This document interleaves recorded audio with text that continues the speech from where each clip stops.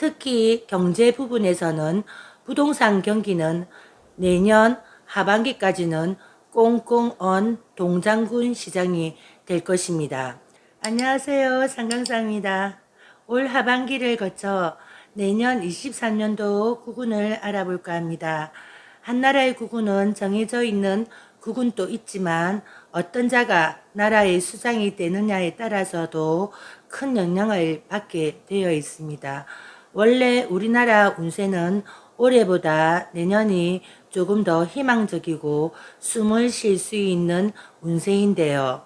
하지만 현재 나라의 수장이 윤석열 대통령이기 때문에 대통령의 사주와 운세를 근간으로 해서 나라의 구군이 어떻게 펼쳐지는가를 함께 알아보겠습니다. 윤석열 대통령으로 인해서 대한민국 운세를 한마디로 표현을 한다면 도끼로 어린 나무를 찍어내는 그런 형국입니다. 게다가 김건희 씨와의 궁합이 미치는 영향은 이렇게 찍어낸 어린 나무를 범람하는 물에 부평초처럼 떠내려가게 한다는 것이지요. 한마디로 인해서 경제, 국방, 외교, 전반적인 모든 것을 사뿐히 들여밟고 가듯 실패와 침체, 몰락의 길로 가져다 줄 것으로 보이는데요. 특히 경제 부분에서는 부동산 경기는 내년 하반기까지는 꽁꽁 언 동장군 시장이 될 것입니다. 주식 환율 부분에서는 불안정한 수치 등락이 예상돼서 전반적인 나쁜 영향가 기업들에게 큰 부담감으로 작용할 것이고요.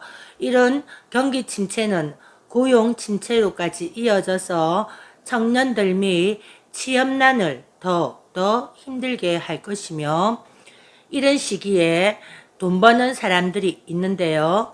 이미 자본을 가진 자들이 미리 사게 사서 놓은 달러의 환율 차익이나 또는 선물, 현물 거래로 인한 차이, 순구매 매각 차이로 돈을 버는 시기입니다. 따라서 부동산보다는 당분간 동산의 움직임이 더욱더 활발해지기 때문에 주식시장, 환율시장, 금시장, 코인 등 투기성 자본들이 격변하기 때문에 일부 자산가들이 쾌재를 부를 수 있는 시기이기도 합니다.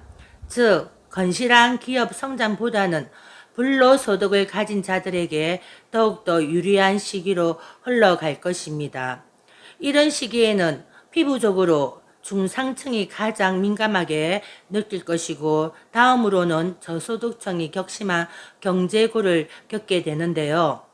또 국방 외교 쪽 또한 뿌리 깊은 나무에서 아름다운 꽃과 열매를 맺듯이 우리나라가 세계적으로 주목과 인정을 받아야 되는데, 대한민국을 인정받지 못하게 하며 주변 국가 및 세계적인 위상을 하락시키는 원인을 제공하는 것 또한 윤석열 사주가 가져다 주는 특징입니다. 윤석열 대통령과 대한민국의 궁합을 사람으로 비유하자면 만만한 상대를 만나서 그 상대에게 무례하게 함부로 대하는 그런 궁합인지라 대한민국으로서는 궁합이 아주 안 좋은 대통령입니다. 그로 인해 피해를 보는 쪽은 오로지 대한민국 국민이라는 점이 심히 유감스러운데요.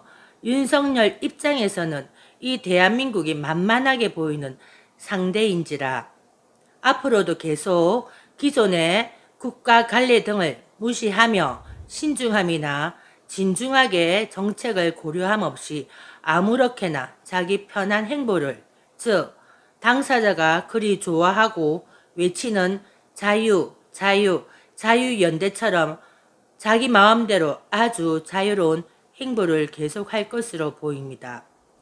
하지만 올 연말에서 내년 3, 4월 사이에는 김건희 씨로 인해서 한 번의 어려운 고비가 있을 것으로 보이는데요.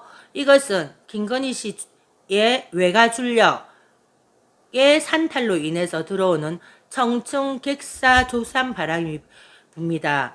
김건희 씨한테는 이것이 문서적으로 문제가 대두될 것이고, 만약 김건희 씨가 문서를 내려놓느냐 마느냐 이런 선택의 기로에서 지혜롭게 먼저 문서를 내려놓거나 포기를 한다면 또 다른 국면을 맞이할 것이고, 또 조상적으로 김건희 씨가 이것을 몰래라도 풀고 빌고 가느냐에 따라서 약하게 맞고 갈 수도 있습니다.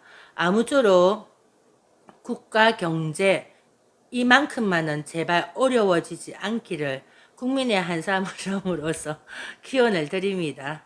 안타깝지만 이제 좋은 공수가 나오지 못했습니다. 끝까지 시청해 주셔서 감사드립니다.